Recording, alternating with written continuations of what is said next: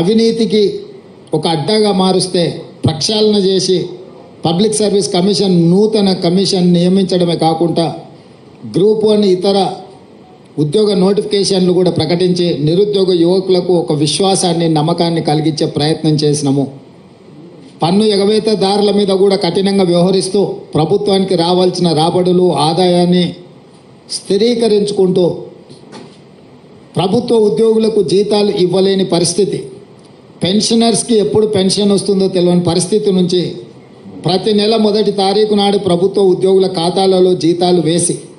పెన్షన్దారులకు కూడా వాళ్ళ పెన్షన్ సరైన సమయంలో మొదటి తారీఖు నాడే వచ్చే విధంగా మా ప్రభుత్వం చర్యలు చేపట్టింది. మీరందరూ కళ్ళారా చూస్తున్నారు. ఇట్లా చాలా విషయాలలో పారదర్శకంగా ప్రజల దగ్గరికి వెళ్ళి ఒకప్పుడు నిషేధిత ప్రాంతంగా ఉండేది ఆనాటి ప్రగతి భవన్, ఈనాటి ప్రజాభవన్. ఈరోజు వేలాది మంది ప్రజలు ఎప్పుడైనా స్వేచ్ఛగా అక్కడికి వచ్చి తమ సమస్యలు చెప్పుకుంటే వినడానికి ప్రభుత్వం ఉన్నది, పరిష్కరించడానికి ప్రయత్నం చేస్తుందనే విశ్వాసం తెలంగాణ ప్రజలకు కల్పించడం జరిగింది. అది నిరంతర ప్రక్రియ. సచివాలయం ఒకప్పుడు అదేదో నిషేధిత ప్రాంతం, అది కేవలం కొంతమంది దొరలకు వాళ్ళ వంది మాగదులకు మాత్రమే అందులోకి అనుమతి, తెలంగాణ ప్రజలకు అందులో అనుమతి ఇచ్చేది లేదు, వాళ్ళను రానిచ్చేది లేదు అని ప్రభుత్వం నిషేధపు ఆజ్ఞలు విధిస్తే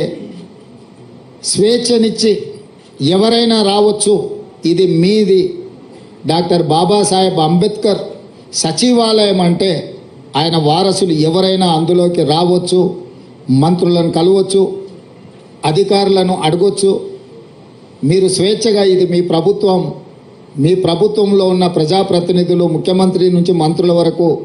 అధికారులు పాలకులు కాదు, సేవకులు, మీకు సేవ చేయడానికి మేము ఇక్కడ సిద్ధంగా ఉన్నాం, మీరు రాండి, మీ సమస్యలు చెప్పుకోండి అని సచివాలయానికి వచ్చే స్వేచ్ఛను మా ప్రభుత్వం ఇచ్చింది. ఒకనాడు ఉద్యమాల ద్వారా తెలంగాణను సాధించినమన్న బీఆర్ఎస్ పార్టీ అధికారంలోకి వచ్చినంబడే ధర్నా చౌకును మూత వేసి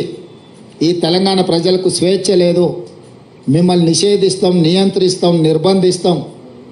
మీరు మా చెప్పు చేతల్లో కట్టు బానిసలుగా ఉండాలి అని శాసించి పాలించాలి అని అనుకుంటే మేము వచ్చిన తర్వాత